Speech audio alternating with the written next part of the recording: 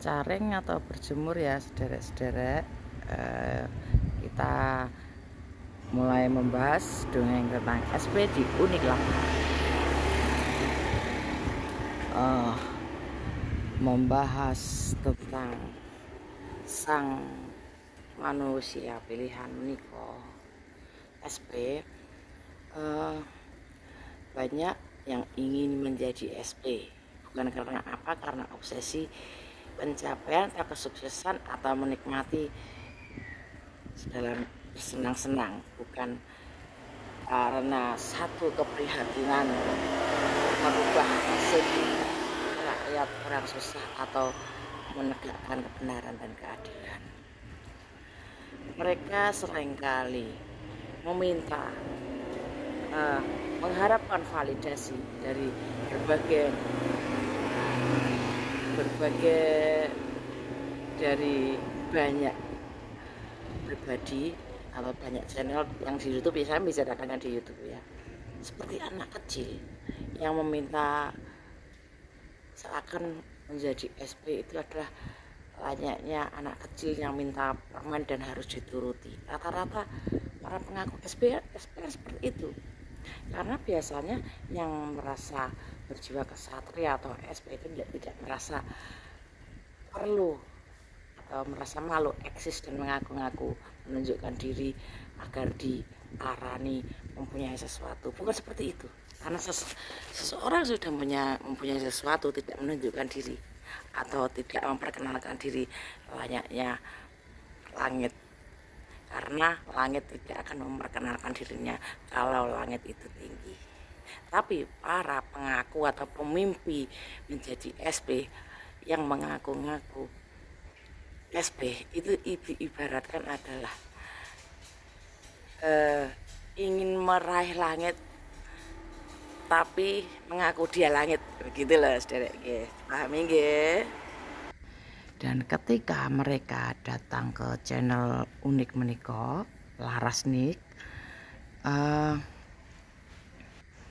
yang berpartisipasi dalam komenan-komenan, saya menghargai semua itu meskipun semuanya tidak dengan niat yang ikhlas atau niat yang tanpa pamrih. Rata-rata justru yang banyak pamrih, yang suka memaksakan diri, membawa niat dalam niat tidak suci di balik gaya sok bervalidasi menika.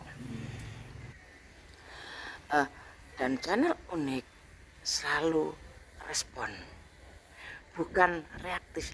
Channel Unik itu responsif, bukan reaktif. Beda kan ya? Saya manusiakan manusia karena itu respon saya sebagai manusia mendapat menganggap Anda manusia. Jika yang ternyata dianggap manusia bukan manusia, menganggap dirinya dewa atau yang tertinggi, lalu pemerintah yang berusaha melabeli channel Unik menika. Dengan melabeli berarti mereka bisa mengendalikan sesuai, mereka mencoba dengan memerintah karena mereka sudah merasa tinggi layaknya Satrio Piningit. Sedangkan Satrio Piningit tidak pernah menyatakan dirinya tinggi. Beliau justru merendahkan dirinya agar yang tidak tinggi bisa mencapai seperti dirinya. Karena beliau orang tulus, orang bersih, tidak pernah ada pamrih.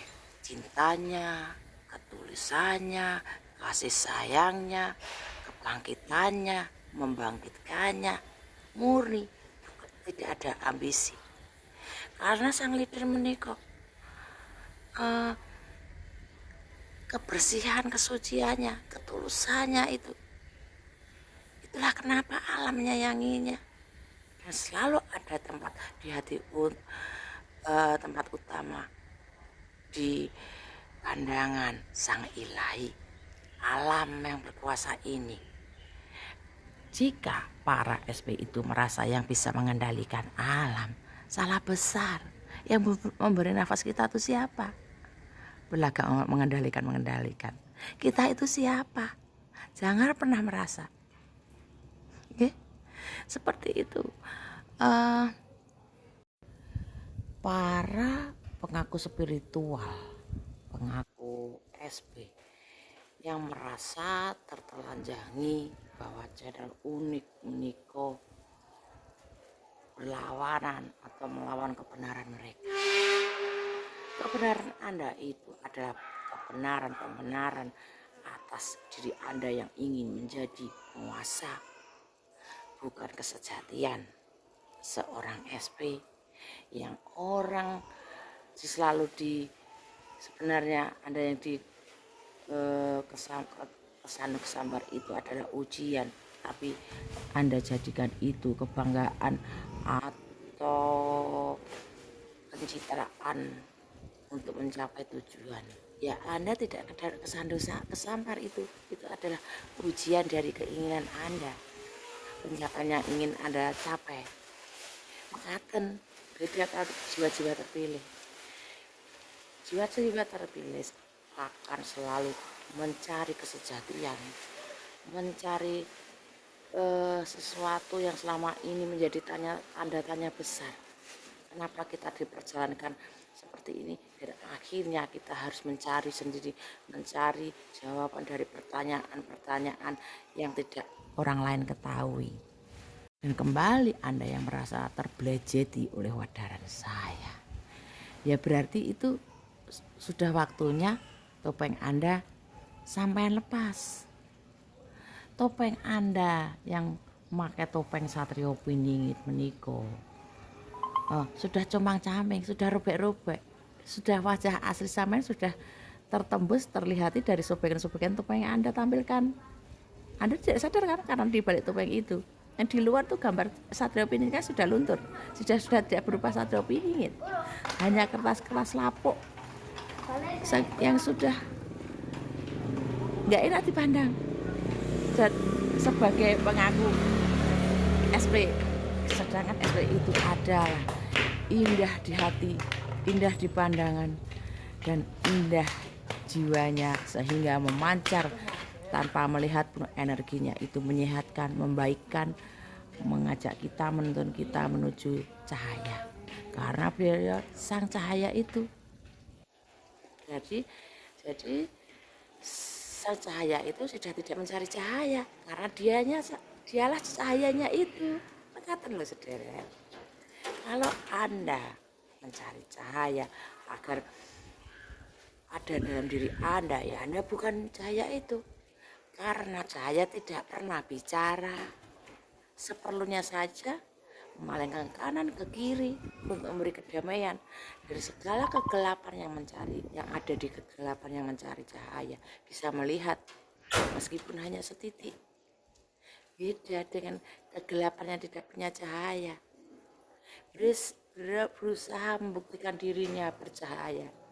Kalau orang nggak melihatnya, marah, itu gelapnya Anda semakin pekatan loh. Dan membahas sedikit karena masih kayaknya ada yang ganjel soal rekening-rekening yang merasa dibekukan itu.